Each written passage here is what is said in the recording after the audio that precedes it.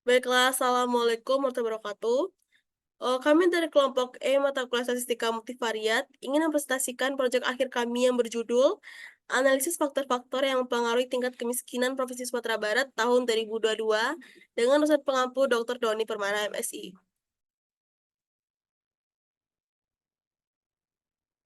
Dengan anggota kelompok itu saya sendiri dan Trestika dengan NIM 213379090. Kemudian itu ada Nadia Sartika dengan NIM 213378083. Kemudian Nadia Khairisa Putri dengan NIM 213378084. Baiklah, materi pertama itu bab 1 pendahuluan yang akan dipaparkan oleh Nadia Khairisa Putri. Kepada Nadia dipersilakan.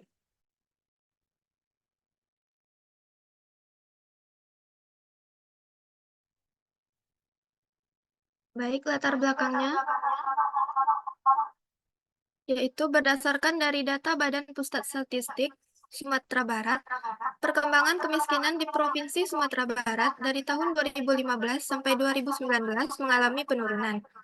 Sebanyak 348.000 orang atau sekitar 6,42% penduduk di Provinsi Sumatera Barat termasuk ke dalam kategori penduduk miskin.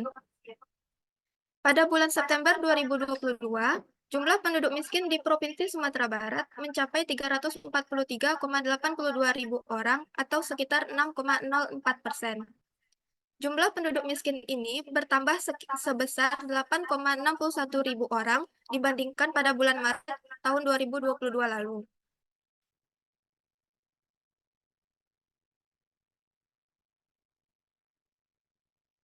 Kemudian, penelitian ini bertujuan untuk melihat faktor-faktor yang memberikan pengaruh terhadap tingkat kemiskinan berdasarkan indikator yang ada.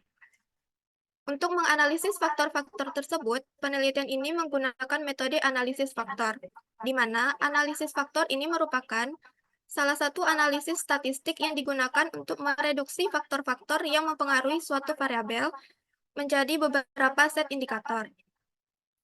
Analisis faktor merupakan kajian analisis tentang saling ketergantungan antara variabel-variabel dengan tujuan menemukan himpunan variabel-variabel baru yang lebih sedikit jumlahnya daripada variabel semula, dan yang menunjukkan yang mana di antara variabel-variabel tersebut yang merupakan faktor persekutuan. Pengertian ini dipaparkan oleh Suryanto pada tahun 1988. Selanjutnya yaitu rumusan masalah. Berdasarkan latar belakang yang telah disebutkan tadi, dapat dirumuskan masalah sebagai berikut. Yang pertama, apa definisi dari analisis faktor? Yang kedua, bagaimana prosedur dalam melakukan analisis faktor? Yang ketiga, apa saja faktor yang mempengaruhi tingkat kemiskinan Provinsi Sumatera Barat pada tahun 2022? Yang keempat, bagaimana tingkat kemiskinan pada Provinsi Sumatera Barat tahun 2022? Selanjutnya tujuan. Tujuan dari penulisan makalah ini yaitu menjelaskan definisi dari analisis faktor, menjelaskan bagaimana prosedur dalam analisis faktor, mengetahui faktor-faktor yang berpengaruh pada tingkat kemiskinan Provinsi Sumatera Barat tahun 2022, mengetahui dan menjelaskan kondisi tingkat kemiskinan pada Provinsi Sumatera Barat tahun 2022.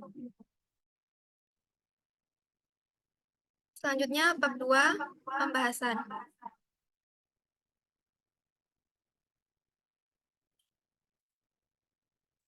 Yang pertama yaitu definisi analisis faktor. Menurut Suryano, analisis multivariat merupakan teknik analisis statistika yang memperlakukan sekelompok variabel yang saling berkorelasi sebagai satu sistem, dengan memperhitungkan korelasi antar variabel-variabel tersebut.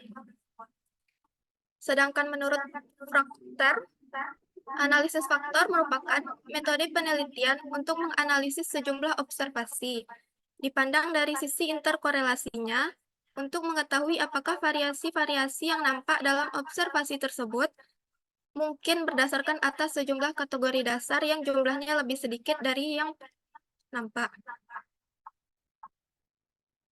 Yang ketiga yaitu menurut Kerlinger.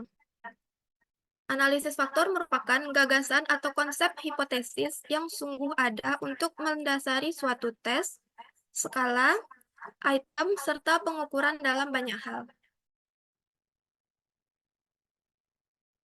Analisis multivariat dibagi menjadi dua, yaitu metode dependensi dan metode interdependensi, di mana metode dependensi merupakan metode ketergantungan yang digunakan untuk persoalan pokok yang hendak dipecahkan tentang hubungan antara dua kelompok variabel. Yang termasuk dalam metode dependensi yaitu analisis regresi, analisis varians, analisis korelasi kanonis, analisis diskriminan, dan analisis logit. Sedangkan metode interdependensi merupakan metode yang digunakan apabila di antara variabel yang diukur tidak dibedakan antara variabel bebas dan variabel tak bebas. Sehingga persoalan pokoknya adalah tentang saling ketergantungan. Salah satu analisis yang termasuk dalam metode ini yaitu analisis faktor.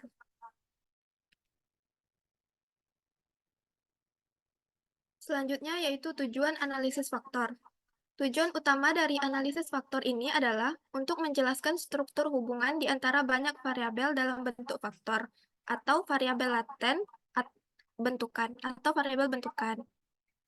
Faktor yang terbentuk merupakan besaran acak yang sebelumnya tidak dapat diamati atau diukur secara langsung. Tujuan analisis faktor menurut beberapa ahli.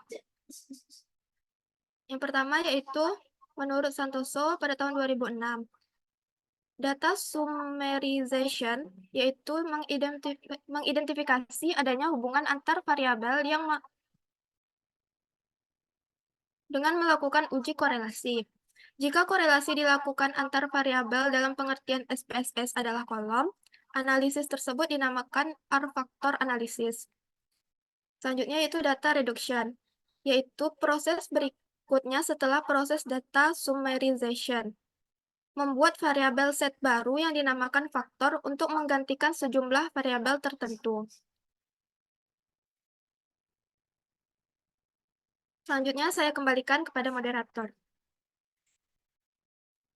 Oke, baiklah, saya akan menjelaskan jenis-jenis analisis faktor.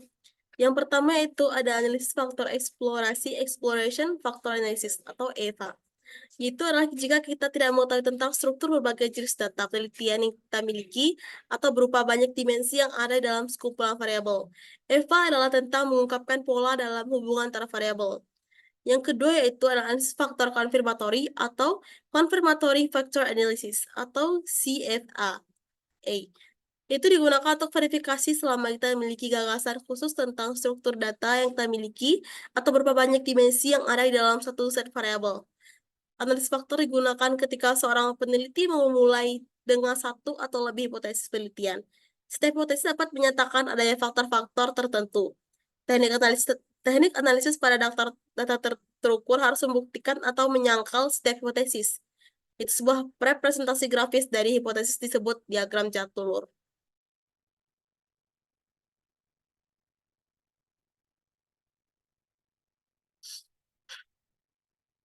Baiklah, selanjutnya ada asumsi analisis faktor. Yang pertama yaitu prinsip utama analisis faktor adalah korelasi antara variabel independen. Yang kedua ada besar korelasi atau korelasi antara variabel independen harus cukup kuat, di mana di atas 0,5. Yang ketiga itu besar korelasi parsial, berkorelasi antar dua variabel dengan menganggap tetap variabel yang lain justru harus kecil. Dapat dideteksi dengan AMC atau anti-image correlation. Yang keempat yaitu pengujian seluruh matriks korelasi atau korelasi antar variabel yang digunakan dengan besaran Bartlett Test of Sphericity atau Measure Sampling Adequacy atau MSA. Yang kelima yaitu asumsi normalitas sebaiknya dipenuhi. Baiklah, berikut itu prosedur analisis faktor. Yang pertama adalah pemilihan variabel, pembentukan faktor, rotasi faktor, kemudian interpretasinya.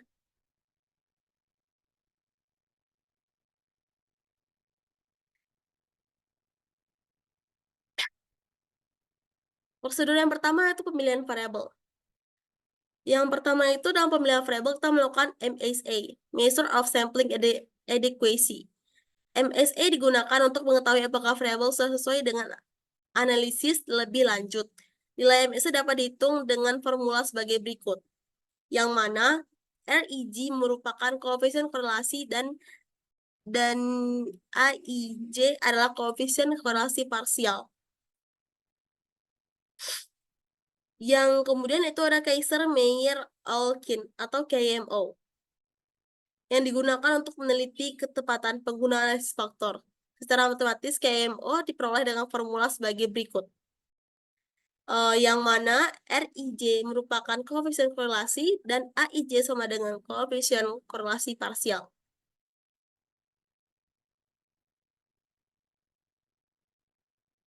Oke, berikut adalah tabel untuk menentukan nilai KMO. Yang mana jika ukurannya itu besar lebih dari 0,10 maka itu sangat baik, dan 0,80 sampai 0,89 itu berguna, dan 0,70 sampai 0,79 itu biasa, 0,60 sampai 0,69 itu cukup, 0,50 sampai 0,59 itu buruk, dan jika kecil dari 0,60 maka itu tidak bisa diterima. Selanjutnya ada uji Bartlett. Uji Bartlett bertujuan untuk mengetahui apakah matriks korelasi yang berbentuk matriks identitas atau bukan. Bila matriks korelasi yang terbentuk adalah matriks identitas, seperti tidak ada korelasi antar variabel, sehingga analisis faktor tidak dapat dilakukan. Statistik uji untuk uji Bartlett adalah sebagai berikut, yang mana keterangannya itu N adalah jumlah observasi, dan determinan R untuk determinan matriks korelasi, P untuk jumlah variabel.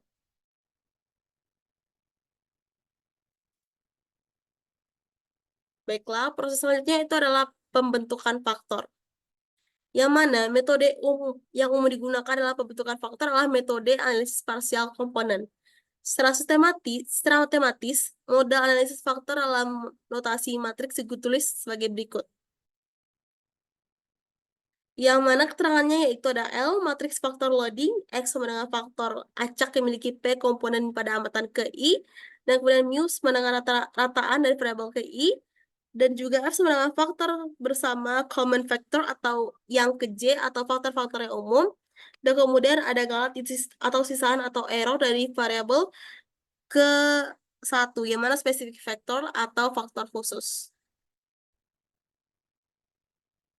Oke. Metode prinsipal komponen itu tujuan khusus dari metode ini adalah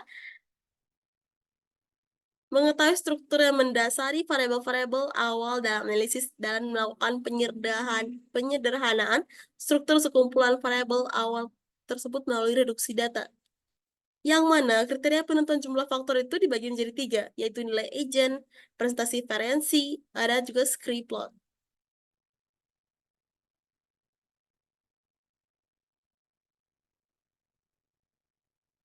Baiklah, yang pertama ada nilai agent.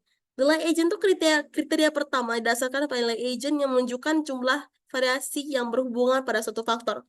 Faktor dengan nilai agent lebih dari atau sama dengan 1 akan dipertahankan, dan faktor dengan nilai agent kurang dari 1 tidak akan diikutsertakan dalam model. Karena variabel dengan nilai agent kurang dari 1 tidak lebih baik dari variabel aslinya. Nilai agent terakhir yang punya nilai lebih besar atau sama dengan 1 tersebut dipilih sebagai titik penghentian ekstraksi. Selanjutnya yaitu presentasi variansi. Oke, kriteria kedua didasarkan pada presentasi variansi. Jumlah faktor yang diambil tentukan berdasarkan jumlah kumulatif variansi yang telah dicapai. Jika nilai kumulatif presentasi variansinya telah sudah mencukupi atau lebih dari setengah dari seluruh variansi variabel awalnya, maka ekstraksi faktor dapat dihentikan. Selanjutnya ada scree plot. Oke, scree plot adalah grafik yang menunjukkan hubungan antara faktor dengan nilai agentnya. Penentuan kriteria ini dilakukan dengan membuat pada plot nilai agent terhadap banyaknya faktor yang akan diekstraksi. Banyaknya faktor pada kriteria ditentukan berdasarkan penurunan atau slope plot nilai agent tersebut. Pada saat scree mulai mendatar dan nilai agent berada pada nilai lebih dari 1 dan kurang dari 1, disinilah terdapat titik penghentian ekstraksi jumlah faktor. Titik tersebut menunjukkan banyaknya faktor yang diekstraksi.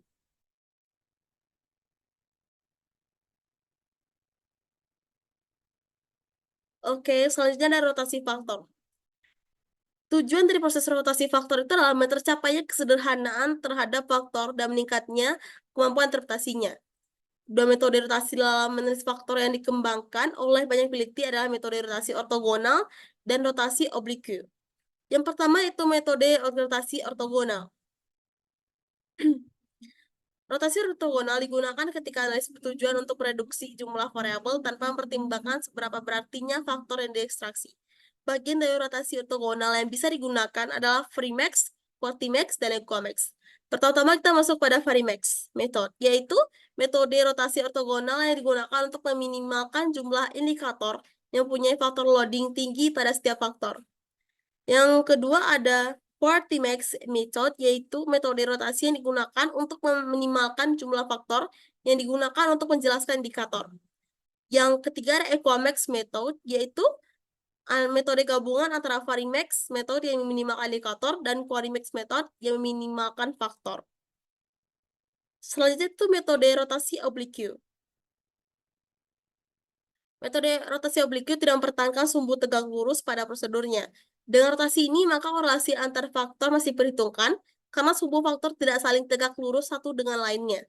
Rotasi oblique digunakan untuk memperoleh jumlah faktor yang secara teoritis cukup berarti.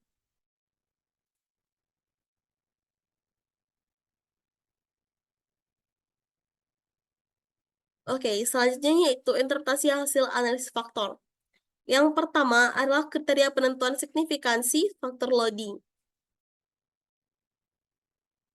Pedoman penentuan signifikansi faktor loading disajikan oleh Solo Power Analysis PMDP Statistical Software Inc. 1993, yaitu dengan menggunakan level signifikan 0,05 ditetapkan aturan untuk mengidentifikasi faktor loading yang signifikan berdasarkan ukuran sampelnya. Secara lebih rinci, aturan ini disajikan dalam tabel di bawah ini, yang mana nih, jika nilai faktornya itu adalah 0,03, maka ukuran sampel yang diperlukan adalah 350.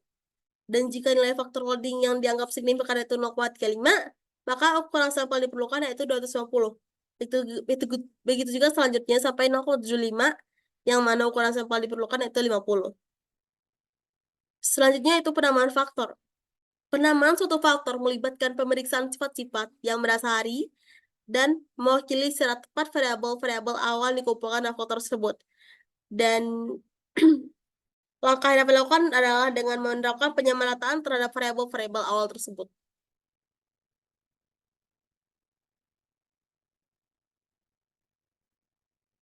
Baiklah, studi kasus akan dijelaskan oleh rekan saya, yaitu Nadia Sartika. Kepada Nadia Sartika, dipersilakan. Baiklah, saya Nadia Sartika akan melanjutkan bagian studi kasus. Data yang digunakan dalam studi kasus analisis faktor ini merupakan data sekunder yang diperoleh dari Badan Pusat Statistika atau BPS Sumbar pada laman websitenya. Data yang digunakan adalah data indikator kesejahteraan masyarakat di kabupaten atau kota provinsi Sumatera Barat tahun 2022 dengan jumlah data sebanyak 7 indikator, dengan masing-masing indikator memiliki 19 data sesuai dengan kabupaten atau kota di Sumatera Barat.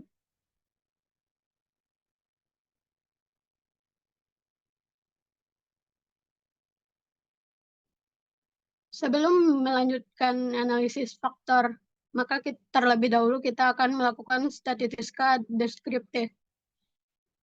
Statistika deskriptif di sini akan menjelaskan karakteristik data indikator kesejahteraan masyarakat di kabupaten atau kota provinsi Sumatera Barat pada tahun 2022.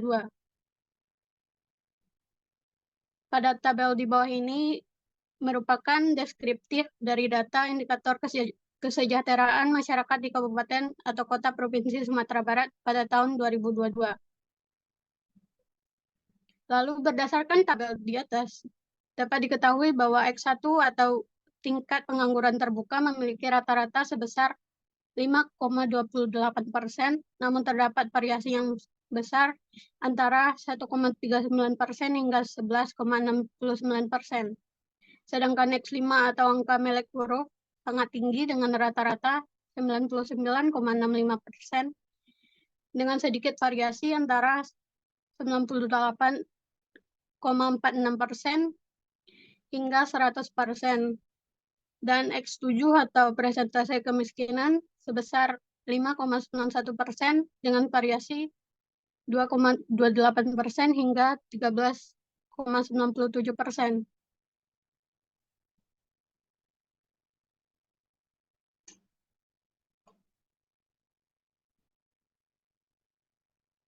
Baiklah, untuk analisis faktor, prosedur pertama yaitu pemilihan variabel. Yang pertama dengan indeks Kaiser-Meyer-Hawkins atau KMO, Measure of Sampling Adequacy. Indeks KMO digunakan untuk meneliti ketepatan penggunaan analisis faktor, sedangkan MSE digunakan untuk mengetahui apakah variabel sudah sesuai dengan analisis untuk dianalisis lebih lanjut. Berikut merupakan uji KMO melalui RStudio.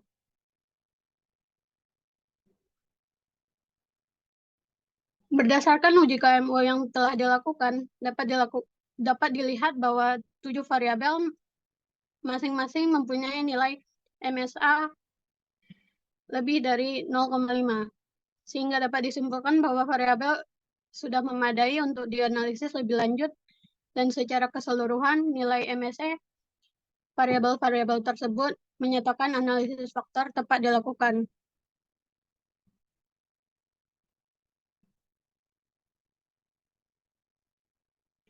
Lalu berikutnya, pada pemilihan variabel, kita akan melakukan uji Bartlett. Uji Bartlett bertujuan untuk mengetahui keterkaitan antar variabel sangat diperlukan untuk menghubungkan suatu kumpulan variabel agar menjadi satu faktor saja. Berikut merupakan uji Bartlett pada RStudio. Lalu, berdasarkan uji Bartlett, didapatkan p-value-nya sangat mendekati 0, sehingga p-value-nya kurang dari alfa, yaitu 0,05, dan dapat disimpulkan bahwa analisis faktor tepat digunakan untuk menyederhanakan kumpulan 7 variabel tersebut.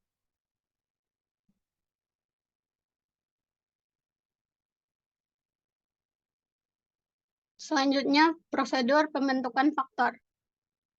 Pembentukan faktor pada studi kasus ini didasarkan pada nilai eigen dengan ketentuan faktor dengan nilai eigen lebih dari 1 atau sama dengan 1 akan dipertahankan, dan faktor yang kurang dari 1 tidak akan disertakan dalam model, karena nilainya tidak akan signifikan terhadap faktor. Lalu berdasarkan hasil nilai eigen yang dihasilkan, hanya terdapat 2 variabel yang memiliki nilai eigen lebih dari 1, yaitu bernilai 4,46 dan 1, dan oleh karena itu jumlah faktor yang akan dibentuk adalah 2 faktor.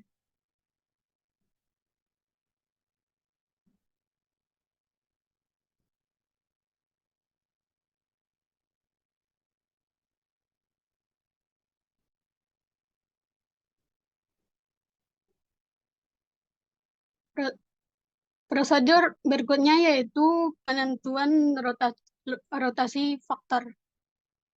Tujuan proses rotasi faktor ini yaitu tercapainya kesederhanaan terhadap faktor dan meningkatnya kemampuan interpretasi dari faktor tersebut. Sehingga rotasi faktor yang digunakan dalam studi kasus ini yaitu metode rotasi ortogonal dengan Varimax methods yang digunakan untuk meminimalkan jumlah indikator yang mempunyai faktor loading tinggi pada setiap faktor.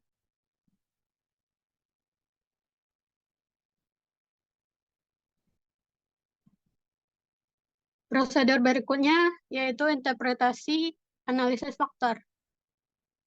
Yang pertama yaitu kriteria penentuan signifikansi faktor loading. Untuk menentukan pengelompokan variabel ke dalam faktor yang sesuai. Pengelompokan variabel berdasarkan nilai faktor loading yang akan dianggap signifikan dengan nilainya 0,55 atau lebih. Berikut merupakan analisis komponen utama pada RStudio dengan N faktor, yaitu yang didapatkan dari nilai yang tadi itu 2 dengan rotasinya Varimax dan berdasarkan nilai uji T. Dan berdasarkan output tersebut, terdapat pengelompokan variabel-variabel ke dalam 2 faktor yang terdapat pada RC1 dan RC2. Berdasarkan output tersebut, terlihat bahwa variabel X1 mempunyai faktor loading tertinggi pada faktor 2, yaitu 0,58. Variabel X2 mempunyai nilai faktor loading tertinggi pada faktor 1, yaitu 0,94. Variabel X3 memiliki faktor loading tertinggi pada faktor 1, yaitu 0,81. Variabel X4 memiliki nilai faktor loading tertinggi pada faktor 2, yaitu 0,85.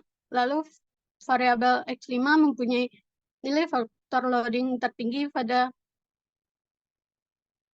faktor 2, yaitu 0,90. Sedangkan variabel X6 dan X7 tidak memberikan kontribusi yang signifikan terhadap pembentukan 2 komponen utama.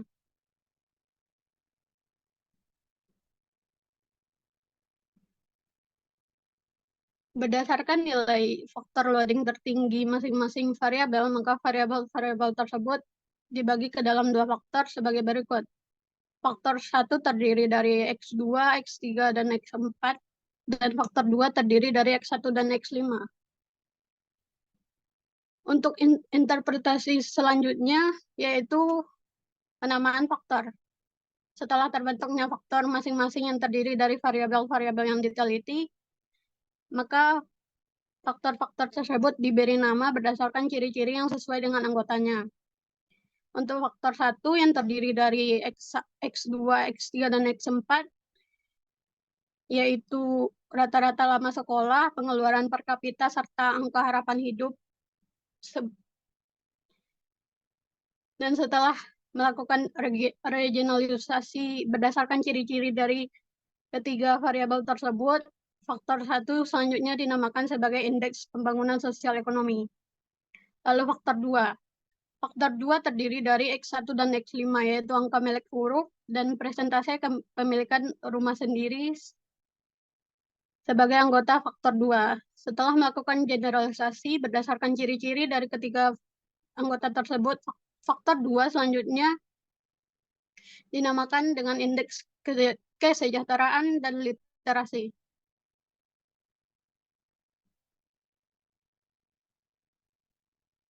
Selanjutnya pada bab 3 kita akan masuk kepada penutup. Yang pertama, kesimpulan dari yang kami paparkan yaitu 1. Analisis faktor adalah metode penelitian untuk menganalisis sejumlah observasi dipandang dari sisi interkolerasinya untuk mengetahui apakah variasi yang nampak dalam observasi tersebut mungkin berdasarkan atas sejumlah kategori dasar yang jumlahnya lebih sedikit daripada yang ada, yang dipaparkan oleh Frobisher tahun 1992. Tujuan dari analisis faktor yaitu 1. Menjelaskan struktur hubungan antara banyak variabel dalam bentuk faktor. 2. Mereduksi variabel asal menjadi variabel baru yang jumlahnya lebih sedikit. Yang ketiga yaitu mengidentifikasi hubungan antar variabel penyusun faktor. Yang keempat yaitu menguji validitas dan reliabilitas untuk mengetahui apakah hasil analisis tersebut dapat digeneralisasi ke dalam populasi. Kesimpulan ketiga yaitu terdapat 2 jenis analisis faktor, yaitu analisis faktor eksplorasi dan analisis faktor konfirmatori. Keempat yaitu asumsi-asumsi analisis faktor, yaitu pertama, besar kolerasi antar variabel independen harus cukup kuat, yaitu di atas 0,5. Yang kedua, besar korelasi parsial, yaitu korelasi antar 2 variabel harus kecil. Yang ketiga, pengujian seluruh matrik kolerasi dapat diukur dengan MSE atau Measure Sampling Adequacy. Yang keempat yaitu asumsi normalitas harus terpenuhi.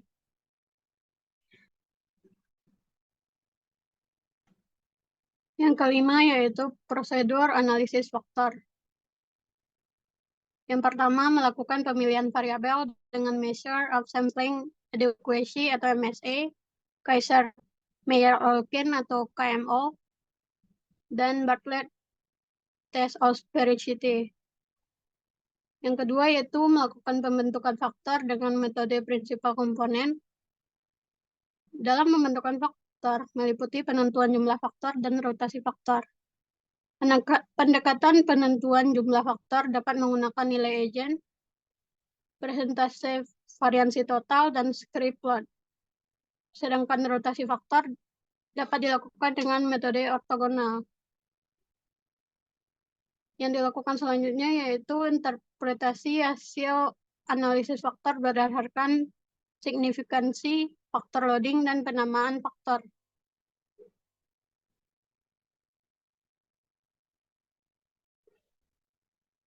Yang keenam yaitu hasil dari analisis.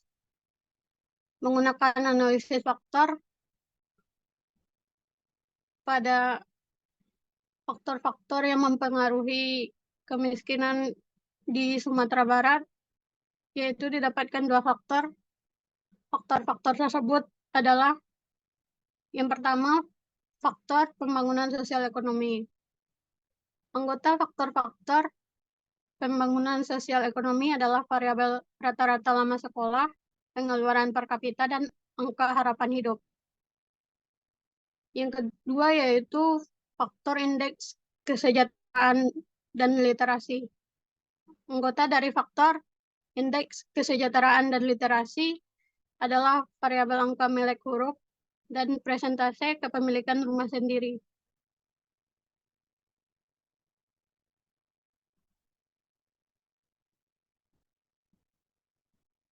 Berikutnya yaitu saran. Berdasarkan hasil pembahasan mengenai analisis faktor di atas, kami hanya membahas mengenai analisis faktor dengan metode prinsipal komponen. Oleh karena itu, pembaca ataupun peneliti lainnya sebaiknya dapat menambahkan atau menggunakan metode lain dalam analisis faktor seperti metode maksimum likelihood. Baiklah, saya kembalikan kepada moderator. Baiklah, terima kasih untuk Nadia Sartika.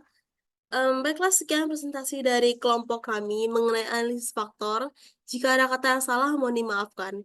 Assalamualaikum warahmatullahi wabarakatuh.